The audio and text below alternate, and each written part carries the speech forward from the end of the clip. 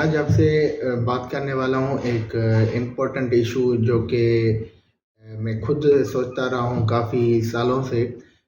वो इशू ये है कि हम जब मैट्रिक में पहुँचते हैं तो हमें दो ऑप्शन दिए जाते हैं कि आपको प्री इंजीनियरिंग चूज़ करना है या प्री मेडिकल चूज़ करना है। तो अक्सर बच्चे क्या करते हैं, वो भी जो अगर प्री मेडिकल जो भी ज्वाइन करते हैं या प्री इंजीनियरिंग ज्वाइन करते हैं, तो मोस्ट ऑफ द टाइम जो वो डिसीजन है वो उनका खुद का डिसीजन नहीं होता। या तो उन्होंने किसी से इंस्पिरेशन ली होती है, कोई उनका सीनियर हो गया, कोई उनका रिलेटिव हो गया, या तो जो पेरेंट्स होते हैं वो इम्पोज कर देते हैं कि आपको इंजीनियर बनना है या आपको डॉक्टर बनना है।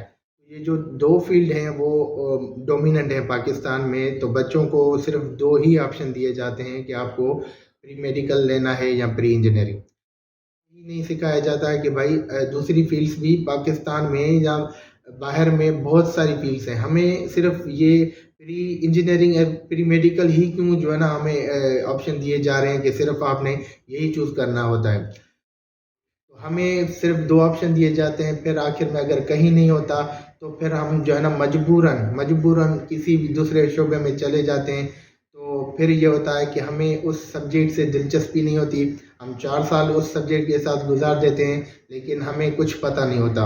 और फिर जब हम यूनिवर्सिटी से निकलते हैं तो ना तो हमारे पास स्किल होते हैं, ना हमारे पास नॉलेज होती है। तो जॉब के लिए ये दोनों चीज़ें चाहिए, एक तो आपके पास नॉलेज होना चाहिए, आपके पास स्किल्स होना चाहिए। जो है ना काफ़ी फील्ड्स उठा लें, फिज़िक्स की ही फील्ड देख लें, आप केमिस्ट्री की देख रहे हैं, आप अप्लाइड मेडिसिन की जो है ना फील्ड देख लें। इनमें बहुत सारे जो है ना नोबेल लॉरेट हैं, ठीक है, मतलब नोबेल अवार्ड उनको मिल चुका है।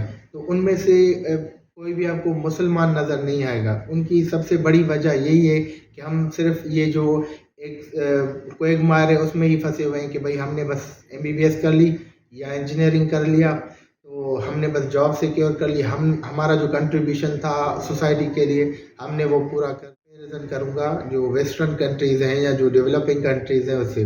देखिए फिनलैंड का ही आप एग्जांपल ले लें, वहाँ पे एज 14 तक कोई एग्ज़ाम है ही नहीं। अगर मैं मिस्टेक नहीं कर रहा तो एज 14 तक जो है ना कोई उनका एग्ज़ाम नहीं है, कोई ग्रेडिंग नहीं है।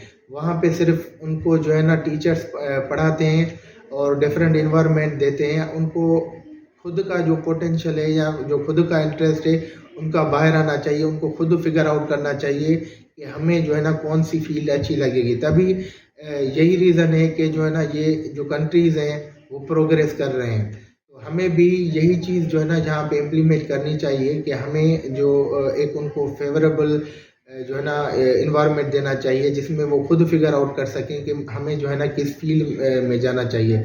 जब वो खुद किसी चीज़ में जाएंगे, खुद के इंटरेस्ट से जाएंगे, तो ये होगा कि वो इंटरेस्ट लेंगे तो वो काम भी अच्छा परफॉर्म।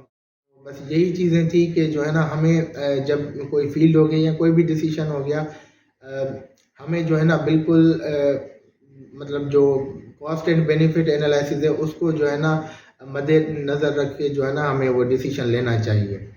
अस्सलाम वालेकुम।